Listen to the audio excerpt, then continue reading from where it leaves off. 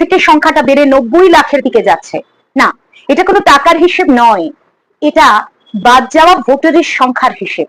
রাজ্যটা পশ্চিমবঙ্গ, যেখানে গত 5 মাস ধরে এসআইআর নিয়ে রোজ নতুন নতুন সারপ্রাইজ।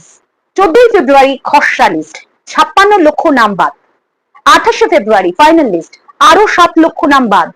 এমন ফাইনাল লিস্ট যেখানে 60 লক্ষ আন্ডার অ্যাডজুডিকেশন। এক নতুন জিনিস দেখলেও পশ্চিমবঙ্গ তথা সমগ্র ভারতবাসী। এ যেন পরীক্ষার রেজাল্ট বেরোনোর পরও কয়েকটা বিষয় সাপ্লি দিতে হবে।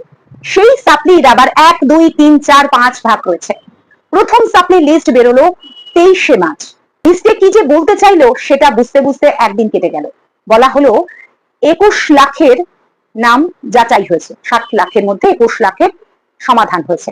10 লক্ষ নাম লিস্টে, বাকিদের কি অবস্থান? No answer. বাকিদের নাম কোন লিস্টে? No answer. কত বাদ গেল? No answer.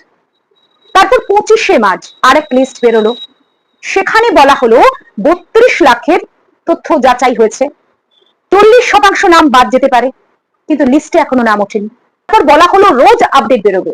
28শে মার্চ, 29শে March BLO, AERO, ERO, micro observer সব গেল। ভার দেয়া হলো বর্তমান এবং অবসরপ্রাপ্ত প্রায় 700 জন বিচারককে। সেখানেও শান্তি নেই, ধোঁয়াশা কিছুতেই কাটছে না। এদিকে নির্বাচনের দিন ধার্য হয়ে গেল, নমিনেশন শুরু হয়ে গেছে, কিন্তু এখনো পর্যন্ত স্বচ্ছ পূর্ণাঙ্গ ভোটার লিস্ট বের হলো না।